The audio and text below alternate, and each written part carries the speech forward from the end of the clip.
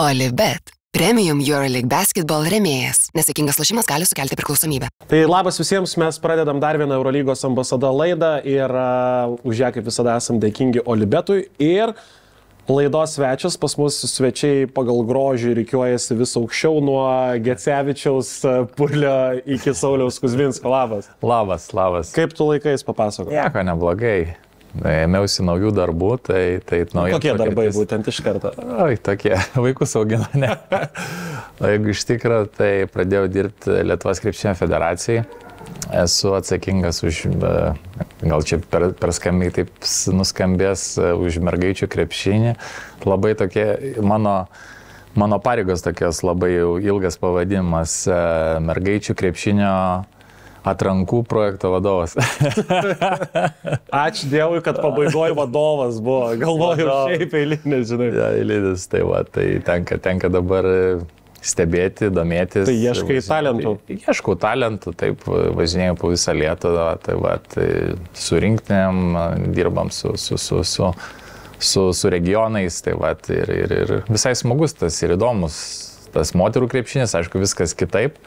Bet man nėra nauja, nes mama mūsų daug metų žaidė krepšinį, 13 metų rinkiniai, tai aš kaip ir augau su juo. O tėtis, jeigu neklystų, stalo tenisą. Jo, Lietuvos čempionas. Aš pas tavo brolį kažkada Instagrame mačiau, žinai, tai mačiau, kaip vyksta susidūrimai. Tėtis buvęs stalo tenisininkas, jo Lietuvos čempionas buvo, Tai duodavo kropų, net iki dabar jis ten duoda. Nors brolis, pavyzdžiui, gerai žaidžia, o dabar su tėvuku Pyligėje žaidžia, žinai, Ok, tai klausyk, smagu, kad tau gerai sekas, pakalbėsim apie Eurolygos reikalus ir susibūrėm pakalbėti po dvigubos Eurolygos savaitės, tai čia yra kaip niekada daug reikalų. Ir gal pradėkim nuo karščiausio šiuo metu Eurolygos komandos be Madrido Realo, kurie turbūt niekada ir netvės šį sezoną labai stipriai. Pakalbėsim apie Baskoniją, tai yra 4 pergalės iš eilės. Ir kaip tu galvoji, ar Duško yra pajėgus tą komandą nuvesti į top 8? Čia toks labai retorinis klausimas, žinai, ar pajėgus, bet kaip matom, jie yra pergalių keli. Jo sistema, aš manau, net ir mano nuomonė veikia toj pačioj Crvena Zvezdoje, jinai tikrai neblogai veikia, gal tiesiog reikėjo daugiau laiko jam duoti. O Baskonija, kaip žinom, istoriškai visą laiką turi tos tokius kaip angliškai įsireiškia, tokius stiprius trenerius, kurie mėgsta tą juodą darbą, ir jo sugrįžimas, manau, komandai yra tikrai naudingas, nes iki jo sugrįžimo tikrai buvo tas žaidimas toksai daugiau banguotas, o dabar stabilizavosi. Aš, aišku, labai norėčiau pasidžiaugti už Tadą Sedekerskį, jo žaidimo kreivę, kaip šovė viršų šį sezoną, tai čia yra kosmosas, kaip mes jį visą laiką matydavom ir apibūdinom kaip gynybos specialistą, išleisti ten, uždengti varžovų geriausią žaidėją. Tai šį sezoną nieko panašaus, jisai renka dvigubą dublį ir puolime yra naudingas ir jo statistika žiauriai pakilo ir aš manau, dar be kapitono išrinktas, tai ta prasme net matosi jo lyderystė aikštelė, kad jis visus susikviečia viską, ir jis realiai yra pas Dušką žaidęs, tai aš čia įsiplėšiau apie Tadą, bet tiesiog žiauriai smagu už jį, kad jisai taip tobulėja, ir kažkur skaičiau, kad ten vos ne tokios kalbos, kad gal net galėtų išbandyti net NBA kokią komandą ir toliau iš jo. Tu šiaip norėtum, kad Tadas NBA išbandytų save, ar žinai, čia ne tas atvejis, kai reikėtų kažkur eksperimentuoti, kai esi labai geras Eurolygoje, nes yra pavyzdžių, išvažiavo Micičius, išvažiavo Vezenkovas, kurie nevaidino didžiulio vaidmens ten. Kuom Tadas skiriasi nuo tavo išvardintų žaidėjų, mano nuomonė, kad jisai gali būti tas rolinis žaidėjas, ką jisai darė keletą metų prieš tai, nes, kaip ir sakiau, jisai būdavo išleisdavo dėl tam tikrų užduočių ir jisai su jom susitaiko. O imant Vezenkovą, Micičių, jie yra lyderiai ir jiems atvažiavus labai sunku adaptuotis, o tokiam Tadui, aš manau, būtų kaip tik lengviau adaptuotis, nes jis realiai visą savo karjerą būdavo tas vos ne atsarginis žaidėjas ir jam būtų, manau, daug lengviau ir jo kūnas, jo fiziškumas, imant, kaip jisai už rinktinę žaidė, ta prasme, ten, aišku, gal ten būdavo tų bangelių, bet šiaip jeigu dar pasitas drąsos atsirastų daugiau, ta prasme, užsibaigti visus metimus, tai manau, kad jo tikrai labai šviesi ateitis, nesakau, visai metimą gerą turi, ginasi gerai. Sakau, atletas ir kaip dabar matom, kad ta branda gal prasidėjo didesnė ir jisai labai yra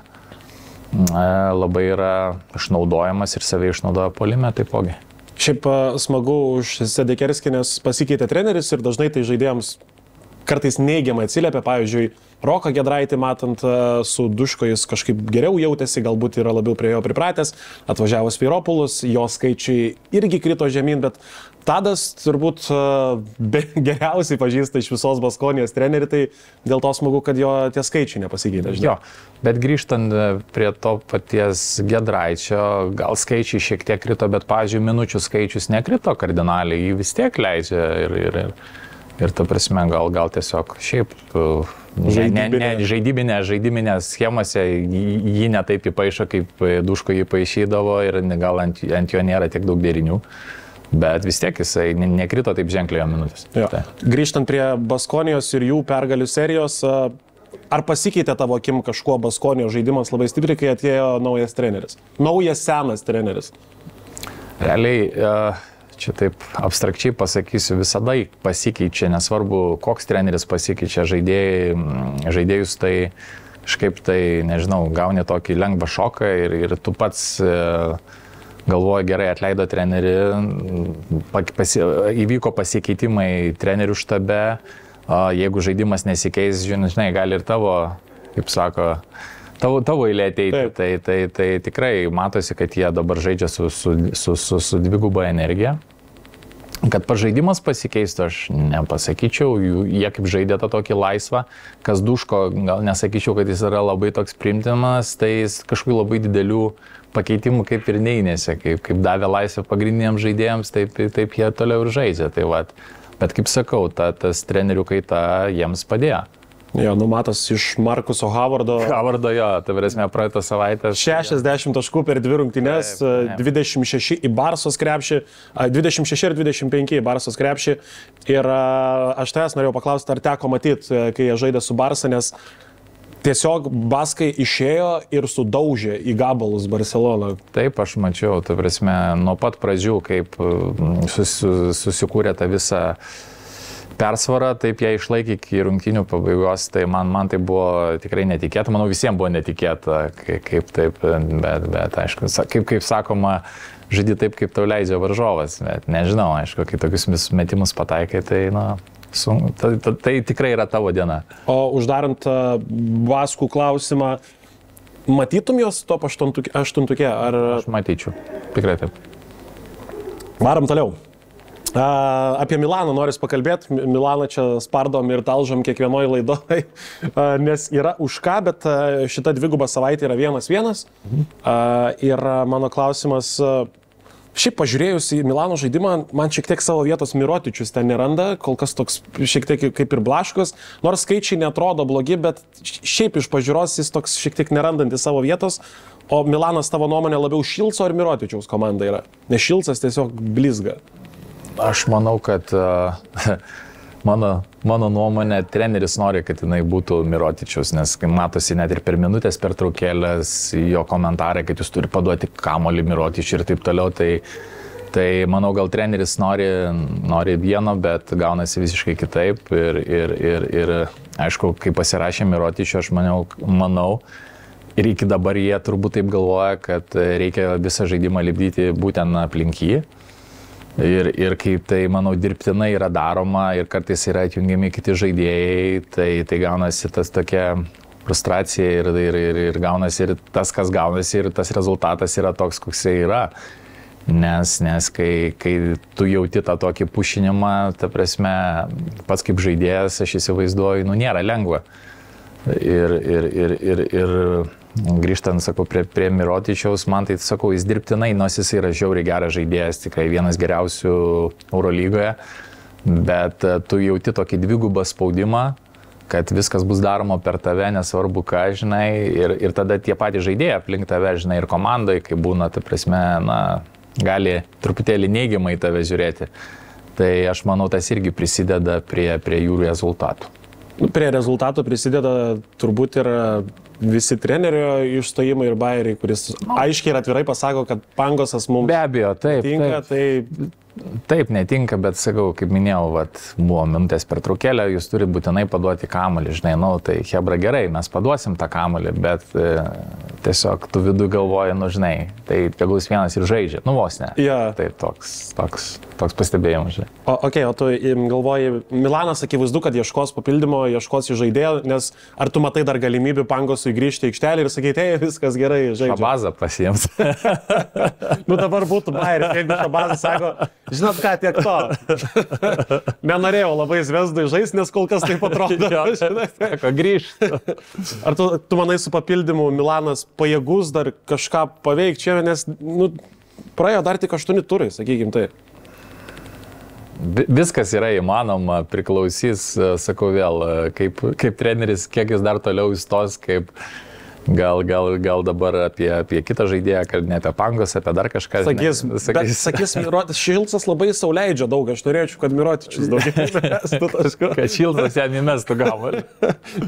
Tai čia ne, be abejo, tas papildymas, manau, tikrai padėtų, pagerintų tą situaciją, bet nes tik aš, kaip minėjai, dar tu nedaug rungtynių praėjo, aš manau, viskas įmanoma, bet žiūrint į paskutinius kelis metus, kaip žaidžia Milanas, tai aš taip kažkaip biškelį skeptiškai žiūrėčiau. Nuo to sezono, kai jie buvo per Panterio metimą nuo finalo, taip. Tai jie turbūt nelabai ką ir nuveikė Eurolygoje, ne? Nes kiti 2-3 sezonai buvo nusivylimas.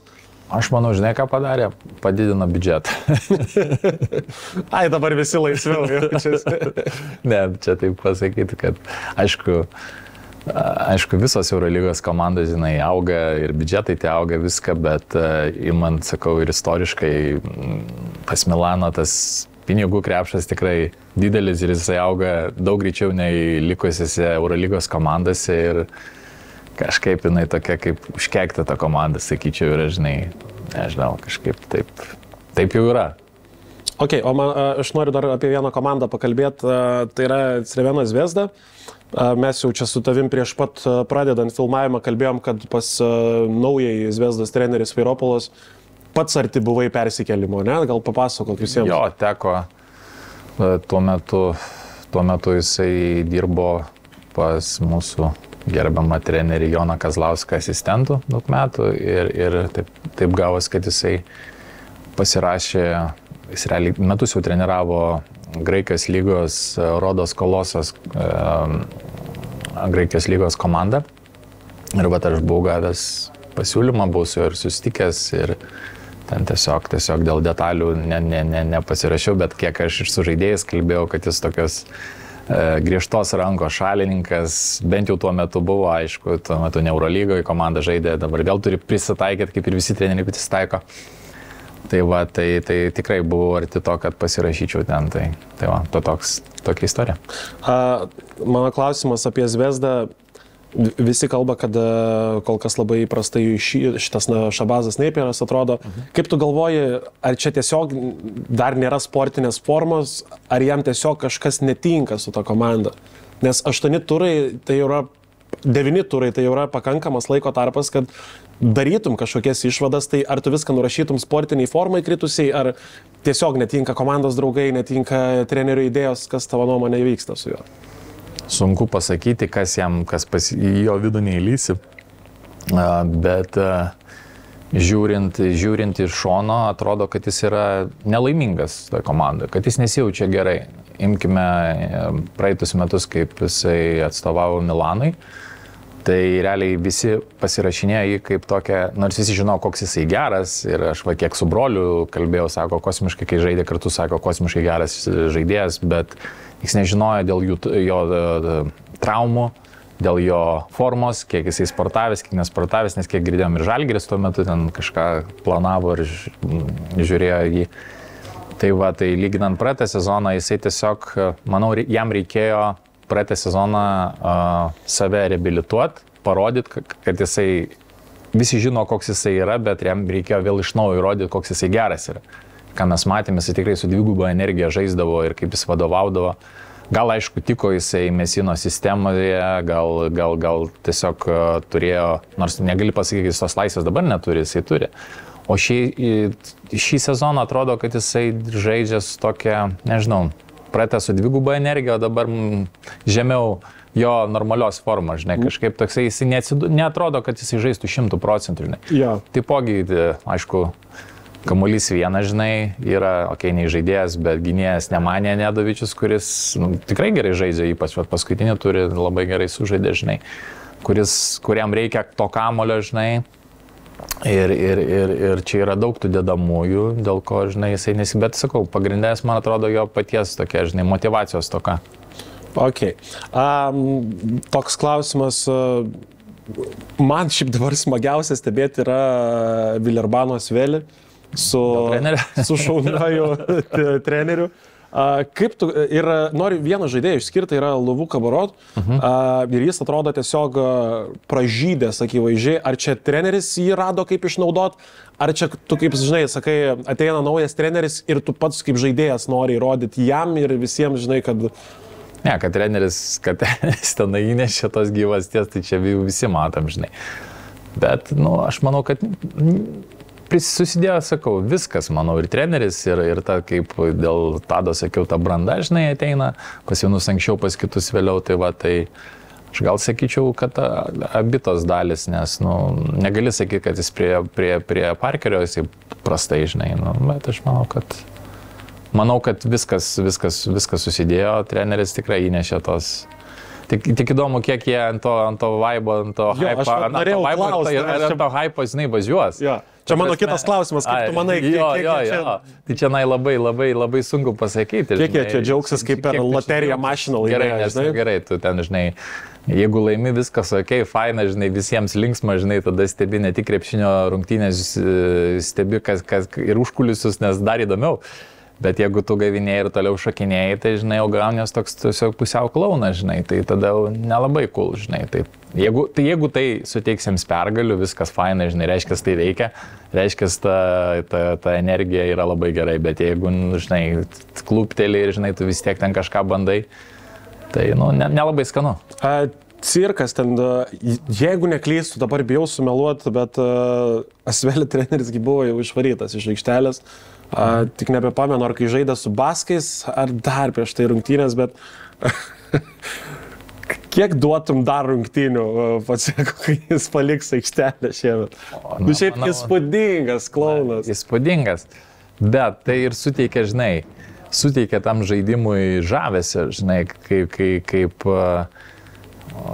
pavyzdžiui, tas pats būdavo Žalgiris Šarūnas, žinai, Jasikevičius, tai vat ir su draugais pakalbi, sako, žinai, mes dažniausiai ateinam, žaidimas žaidimu, mes sakom, mes 50% stebim trenerį, kaip jis vadovauja, kokia yra emocija, žinai, kaip jis su teisėjais bendrauja, viską, nes tai yra, žinai, kaip bebūtų, tai yra pasirodymas kaip teatras realiai. Tu ateini, žinai, tą tokį pasirodymą, nes ne visi supranta tą krepšinį iš to, žinai, strateginės, iš to žaidybinės pusės. Kiti žmonės žiūri kaip renginį. Bet tam ir yra visas trenerių štabas, žinai, jeigu tu esi silpnesnis, tu vietoje. Jo, ir supranti, kaip būna dažnai, pavyzdžiui, labai geras specialistas, bet neturi charizmas.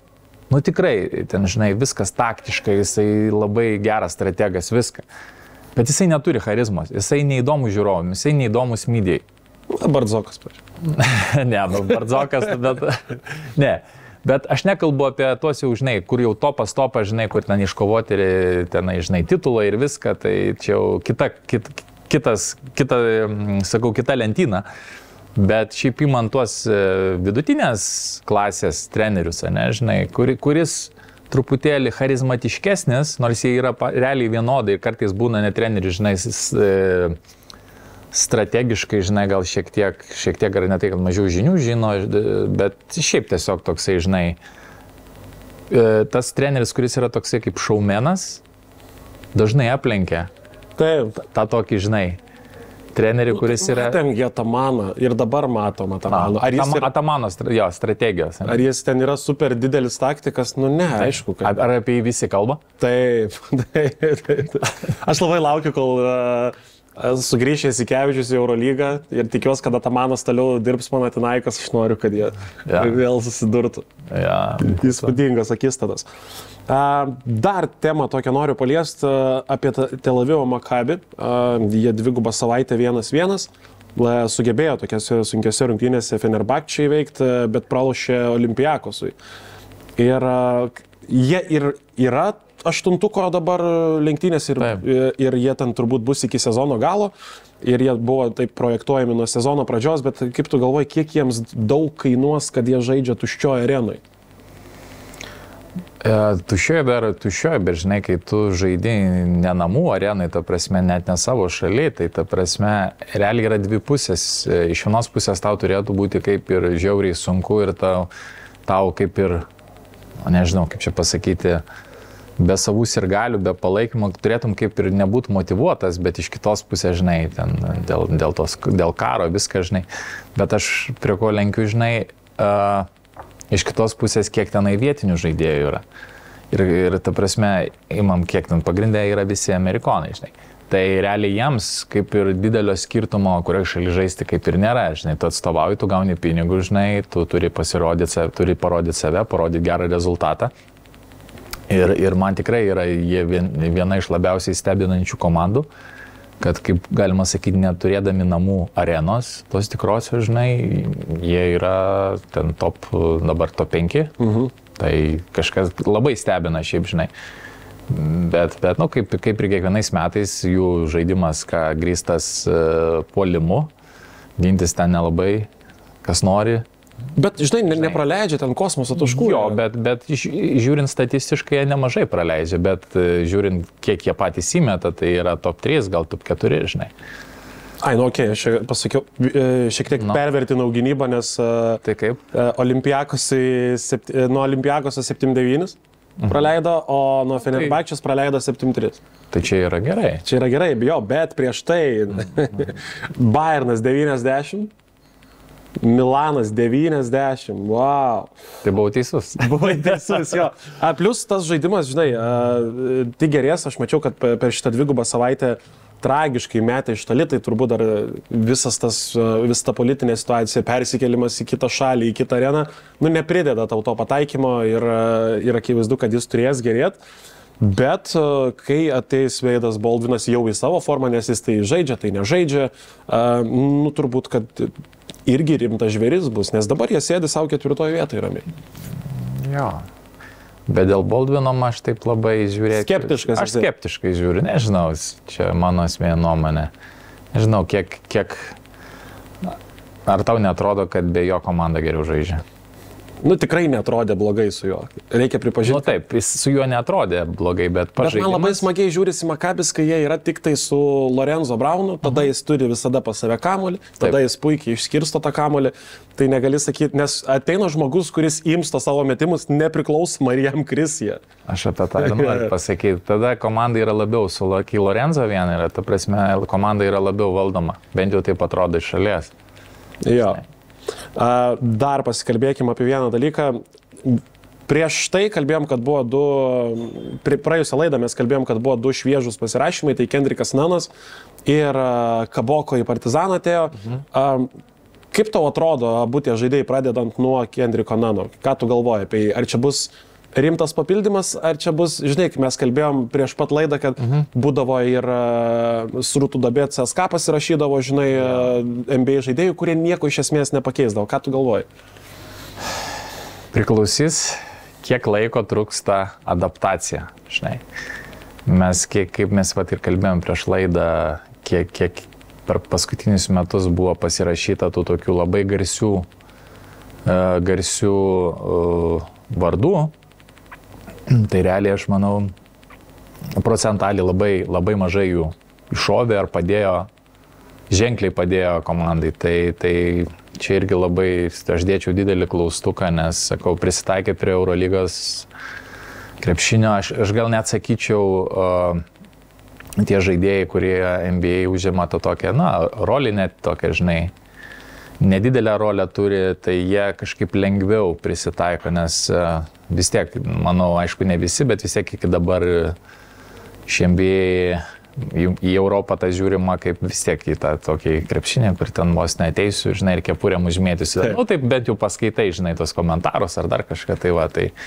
Tai aš labai daug tokio pozityvumo ar vilčių nedėčiau, kad čia labai pakeis jo ateimas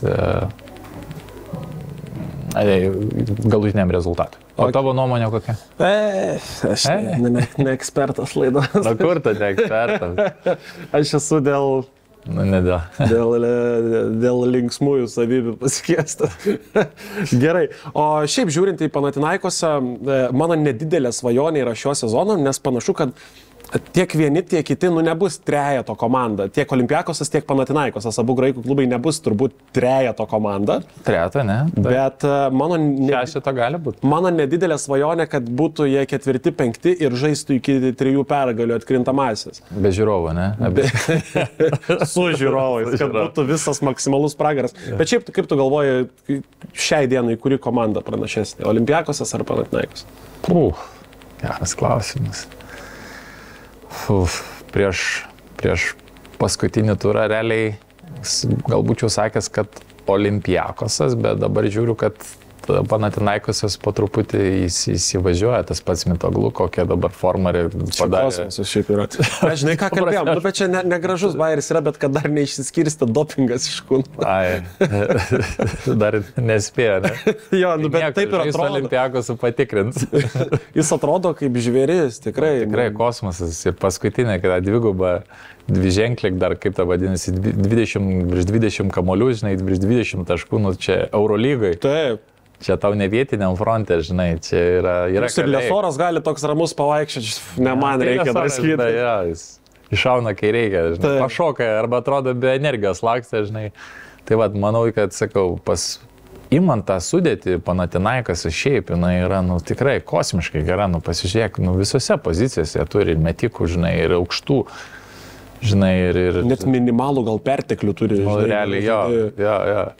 Tai aukščiau dėtum Panathinaikosą. Čia kaip man vienas buvęs, mano komandos vadovas, buvęs mano treneris, sako, tose komandose, sako, treneriui reikia ne tai, kad žiūrėti, ką leis, sako, reikia žiūrėti, kad šešių neišleistos.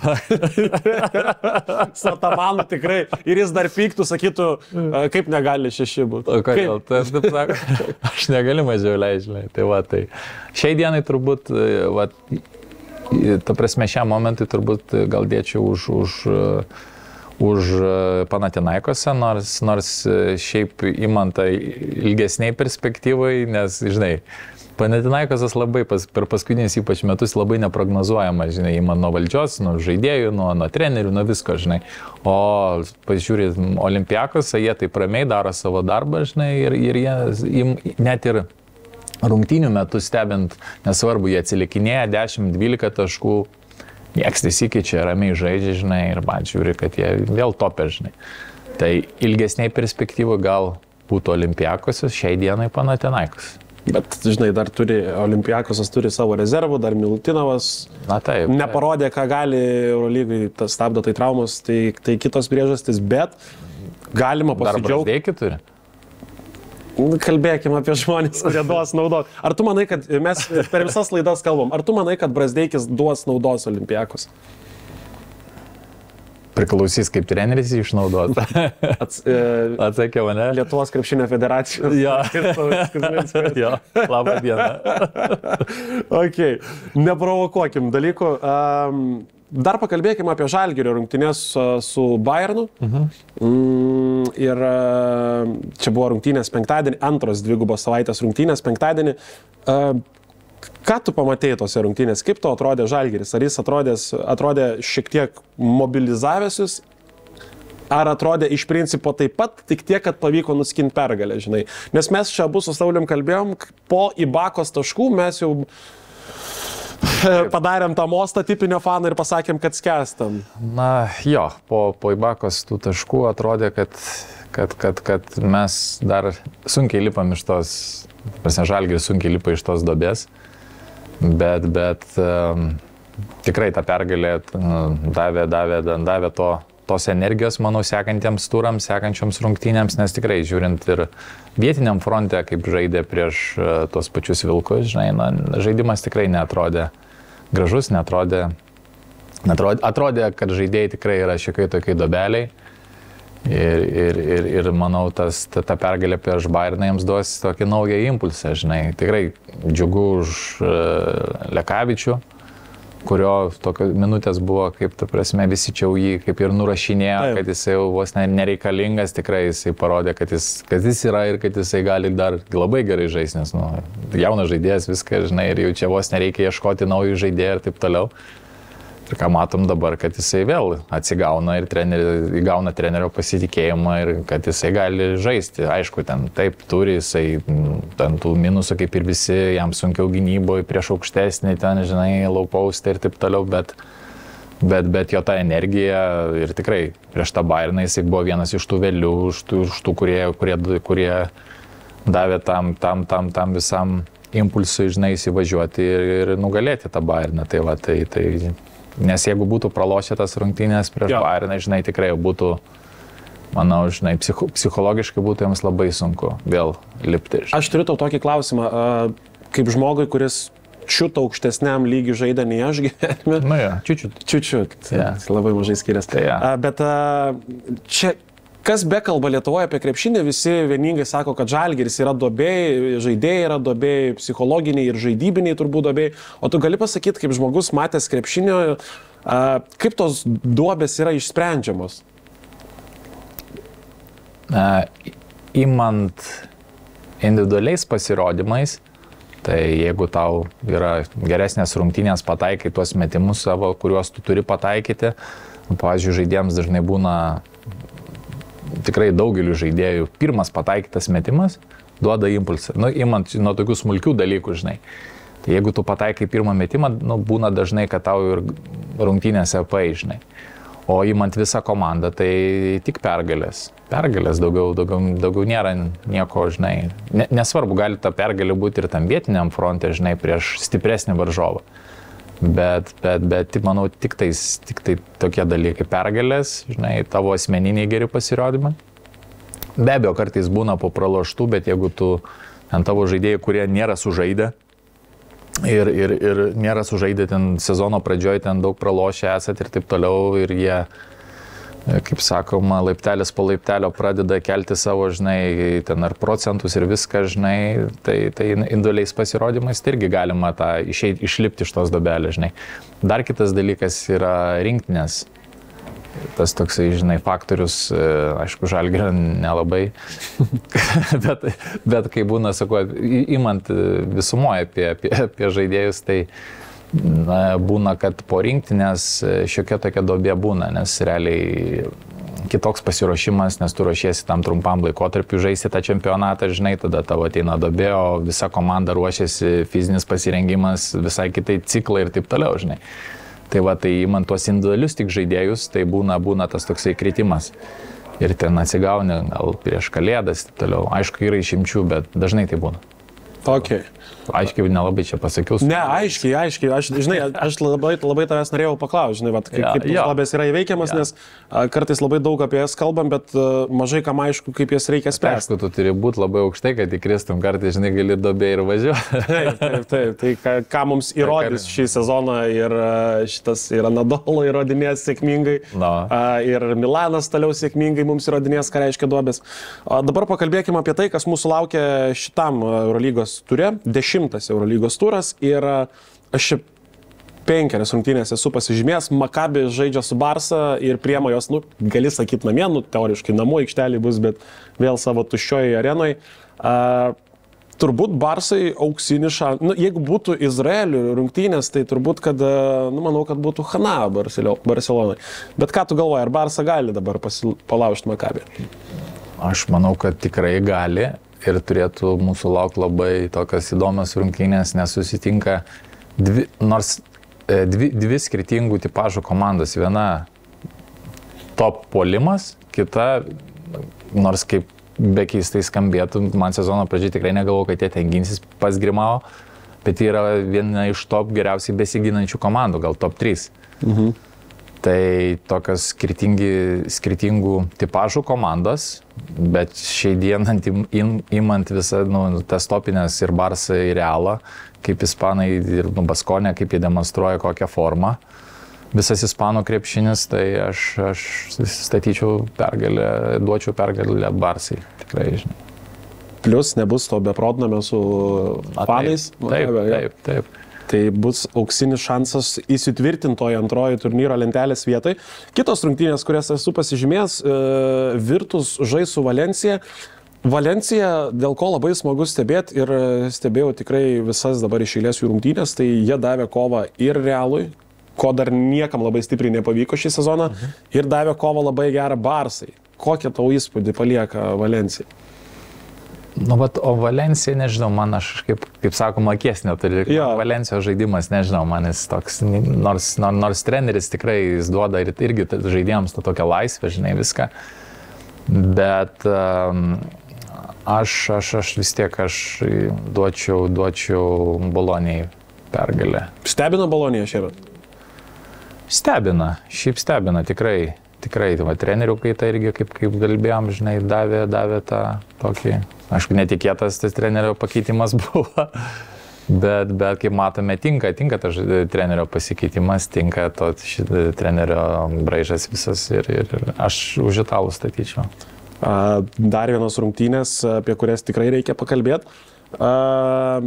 Efes žais su Partizanu, Efeso žais namie ir nors ir nusiskynė kelias čia pergalės Anadolu Efes, bet kokiu atveju nėra įkvepiantis sezono pradžia jų. Ir kaip tu manai, ar Efeso treneris yra vienas realiausių kandidatų, kuris sekantis darbo neteks, nes jeigu tu praloši namie Partizanui, tai gali būti reikalų jų.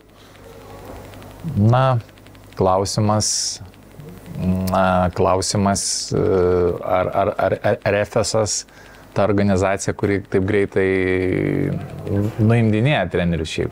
Jūs, žinai, mes ir dar treneris yra vietinis, ta prasme, tai... Plius nežinai, kiek jie yra nepatenkinti. Jo, praeitais metais, kiek žinau, jis buvo išrinktas geriausių metų trenerių Turkijos. Tai iš nebusaus pasirinkimo. Atamanas. Atamanas pernai fiasko turėjo, žinai. Ne, bet sakau, jeigu įmant tuos trenerius, kuriuos žinoma, ne, kitų nežinoma.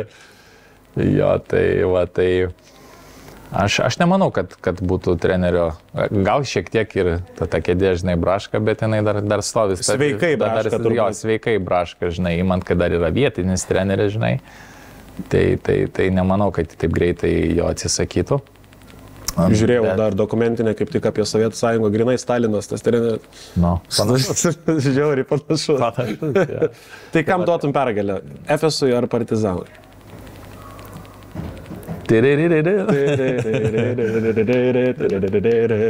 Efesui, ne? O tu šiaip manai, kad aš labai ilgiuosi to nutraukto sezono Larkino. Ar tu manai, kad jis dar gali kada užsikurt tokiam žaidimui, kokį jis tada demonstruodavo? Nes jis tada padarė ir tą Eurolygos rezultatyvumo rekordą. Nėra kas jį užkuria, nėra Atamano. Taip. Šiaip. Bleva, tikrai. Aš atsimenu, dar geras yra dokumentinis toks trumpas Eurolygos, kur jis pasakoja apie tas rungtynės. Sako, išėjau, pirmi 2 kėliniai, sumečiau 2 kažkelis ir tada kalba jo komandos draugas, sako, ateina Larkinas, atsėda, žinau, keisiu dėl rekordo dabar. Ir lieka kelias minutės, Atamanas jį sadina ant suolo, jam dar trūksta kelių taškų, Larkinas sako, aš galvoju, kad jį grįšiu ir pasmauks. Tai vat buvo tokia meilė tarp šitų 2 žmonių.